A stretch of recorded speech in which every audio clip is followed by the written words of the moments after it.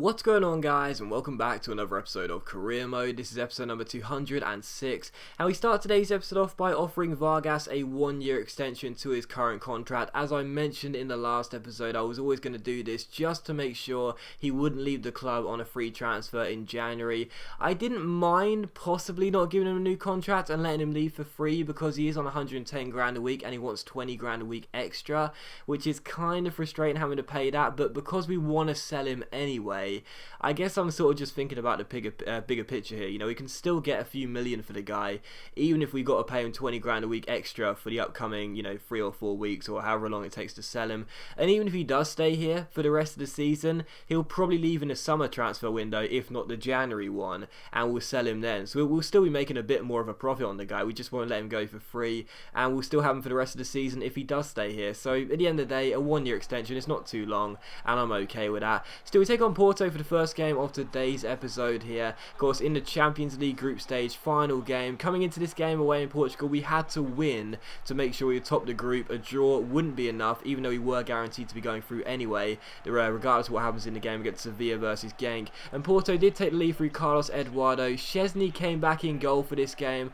I thought I'd give him one more chance, and after this free kick goes in, he's not getting any more. That free kick should have been saved. I don't know how his footwork was so slow he didn't get to the ball on time, because it was nowhere near in the corner. Szczesny, an 85 rated goalkeeper, has got to save that, and as I mentioned before, I know all goalkeepers make mistakes, but Szczesny makes way too many of them. So Porto 1, Arsenal 0, and as you can see, we did equalise in the 33rd minute. However, the goal was disallowed for offside. Illaramendi, who's played quite a few games for us since coming in the summer transfer window, and whenever he's played, he's looked pretty sharp, does get the goal there to make it Porto 1, Arsenal 1, but it is disallowed for offside, and as you can see, it's very, very tight, but I think it is the correct decision. So still Porto 1, Arsenal 0. In the 41st minute, we had a corner. It's crossed in towards Lauren Koscielny, and his header goes over the bar and behind for a goal kick. So still 1-0 in this game. And just after the half-time break here, a great chance for Porto to double their lead. Carlos Eduardo, the goal scorer, finds Jackson Martinez. He picks out Josue. He goes inside the area and shoots, but he puts the shot wide, and it's still 1-0. So the Portuguese side still leading this game as the score is still 1-0.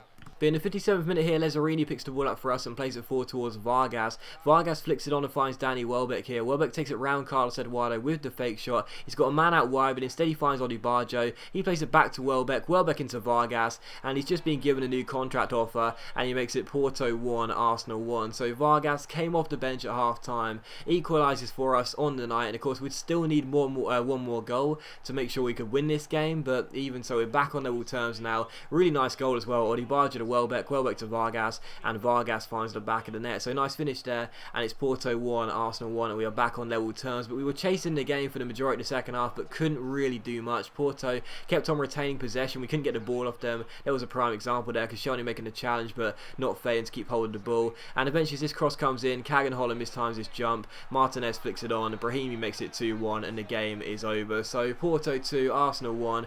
We're going to lose the final group stage game, which is a bit of a shame. We're obviously still going through. We knew that. We're very pleased with that, but we had to win this game. We were drawing the game. It wasn't going to be enough anyway, so Brahimi scores there. On the grand scheme of things, it counts for nothing, that goal, pretty much, but it's still never nice to lose games, and we do lose it late on. Porto 2, Arsenal 1. So unfortunately for us, we lose back-to-back games against Porto, both at the Emirates and away in Portugal as well. As you can see, Genk and Sevilla drew, not that that mattered, and the final group table does it like this: Porto top, us second, Sevilla third, Genk fourth, and this is the importance of topping your group. If we top the group, we'll be taking on Dinamo Moscow. Instead, we're taking on Real Madrid in the Champions League round of 16. Yeah, can you believe that? If we would have beaten Porto, we'd have had a game against Dinamo Moscow. No disrespect to them, but I'd fancy our chances of winning that tie. Now we've got Real Madrid. That is going to be a crazy, crazy Champions League round of 16 tie. If we're going to win this tournament, we're going to have to do it the hard way. Still, Vargas did accept his contract extension, so he's going to be here for another year and a half guaranteed, which is great. Obviously, as I mentioned before, I'm not really too fussed with Vargas. If he goes in January on a permanent deal somewhere else, then fair enough. If not, we'll keep him for the rest of the season and then try and shift him on in the summer. But at least we know now he won't leave the club for free, and we can try and get a bit of cash for him if possible. Still, we take on Liverpool for the second game of today's episode here as they come and take us on the Emirates Stadium. Obviously, Liverpool on this game, they're going to be desperate to get themselves into the top four and try and get themselves into Champions League places. Not too sure whether they'll be challenging for the title or not this season, as they're already quite a few points behind, but you never know. Still, they come and take us on the Emirates Stadium here, and the first chance fell to us. Alexis Sanchez's strike going over the bar and behind for a goal kick, and in the 13th minute here, Andre Wisdom loses the ball. Niang goes down left hand side, cuts inside, goes one-on-one with Mignolet, but it's a good stop by the Belgian and turn behind for a corner. So very good save there, and Mignolet keeps it goalless. But from the resulting corner, Mesut Ozil crosses the ball in, looks for Mario Williams, but it's headed away. Callum Chambers picks the ball up, takes it round Iago Aspas, gets himself into the area, crosses the ball in, picks out Rodrigo Lazari, and Lazari heads it past Mignolet and makes it Arsenal 1, Liverpool 0. So the little Italia makes it 1-0 to the Gunners here at the Emirates Stadium, quarter of an hour in. And I have to say as well, Mignolet, the goalkeeper, he seemed to dive a little bit early. Had he stayed on his feet there, he possibly could have caught that header from Lazari, as it wasn't powerful and it's pretty much straight at him, but even so, Lazari gets the goal and it is 1-0 to the Gunners. And as you can see here, we have a goal kick, and Chris Ince passes out from the back and finds Kieran Gibbs. He crossfields it to Callum Chambers, he finds Alexis Sanchez. Sanchez tries to pass the ball forward and finds Ozil. Ozil finds Ramsey to Niang. Nice build up here as Joel Campbell goes down the left hand side, takes on Alberto Moreno, beats him with a Berber spin, then a quick little heel to heel flick to beat Coates, then shoots and finds the back of the net and makes it Arsenal 2, Liverpool 0. So 2 goals in 6 in-game minutes. First Lazari, now Joel Campbell, and it's Arsenal 2, Liverpool 0, and it's going to be very, very difficult for Liverpool to get themselves back in this game now, as we've had a pretty tight defence this year in the league, and when you combine that with us being the league's highest goal scorers right now, it's, you know, there's no guarantee that Liverpool are only going to concede 2 goals. We could probably score more goals. So 2-0 up in this game. First Lazari, now Joel Campbell slots it past Mignolet, makes it 2-0, and you know, again, the game wasn't done or anything. There were still chances for Liverpool to get themselves back in the game, but it was going to look quite unlikely for them because they kept on throwing bodies forward, they kept on being exposed. As this ball comes through towards Lazari here, he's surely going to make it 3-0, and he does. Mignolet does get a touch on the shot, but he can't keep it out. Arsenal 3, Liverpool 0. We scored 3 goals in the space of about 10 in-game minutes, and Lazari had a double, one for Joel Campbell as well,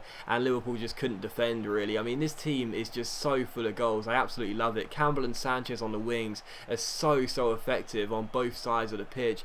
Ozil is a brilliant playmaker, and Lazari and Niang as a strike combination, well, you see the amount of goals they've already scored this season. It's just incredible, and I've seen a couple of comments from people saying that the 4-4-2 diamond wide isn't the best, as you can get exploited through the middle of the park a little bit, but you know, this formation right now is wielding very positive results, and you know, especially offensively, we just keep on scoring goals. Arsenal 3, Liverpool 0, and in the 43rd minute again we come forward. Look at how many bodies Liverpool have pushed forward there. No one's going to catch up with Lazari as he goes one-on-one. Mignolet does make the save, but Niang turns in the rebound and makes it 4-0 to Arsenal with a minute to go before the break. So 4-0 up in this game already in the first half. Lazari had 2, 1 for Campbell, now 1 for Niang as well. And you know, when we're on fire like this, no one's going to stop us. The game against Porto was really disappointing, although we did rest a lot of players for that game, but this was the type of game which shows us as a team right now, we want to be winning this Premier League title, we want to go far in the Champions League as well, and on the basis of these sort of games, there's no reason why we couldn't do that. Still in the 45th minute, Chris Ince had to make a good save here to deny Matuidi from this free kick, and from the corner, Mkhitaryan crosses the ball into the centre. As I mentioned before, crosses into the 6-yard box from corners. Goalkeepers never seem to deal with them very well. Ince gets a punch on it, but he can't really clear it. Eventually it comes to Nathaniel Chalobah, and Chalobah finds the back of the net just before the break. So Liverpool did get themselves a goal which could possibly get them back into this game. They're now down by only 3 goals, but it was still going to be very unlikely. Ince goes to punch the ball away, doesn't really make clear contact with it, and you know, I don't know how to defend corners when it comes to the 6-yard box. If anyone has any ideas, please let me know, because they just seem impossible to me. But still, Arsenal 4, Liverpool 1. They are back in the game, but it was still going to be very unlikely for them. Mesut Ozil finds Niang here, and if it wasn't for a great save by Mignolet, it would have been 5-1 and the game would have been definitely over. And another great chance here in the 57th minute. Niang comes forward again down the left hand side, takes Andre Wisdom, has the pace to beat him, keeps on going, cuts past Coates with a quick little step over, gets inside and shoots, but again it's the Belgian goalkeeper Mignolet making a very good save. So still 4-1, and if anyone was going to score again, it was going to be Arsenal. So the game was effectively done at this stage, and from the corner it was almost a 5th goal. Abita's header goes over the bar and behind for a goal kick, and the final chance would fall 5 minutes before the end here, and again it would come to Arsenal. Gibbs finds Rodrigo Lazari on a hat-trick. Lazari plays it out wide towards Mathieu Debuchy. Debuchy beats John Flanagan here, goes down this right hand side, has a man in the centre, picks him out in Mesut Ozil, Ozil. Ozil shoots, and it's a good stop by Mignolet,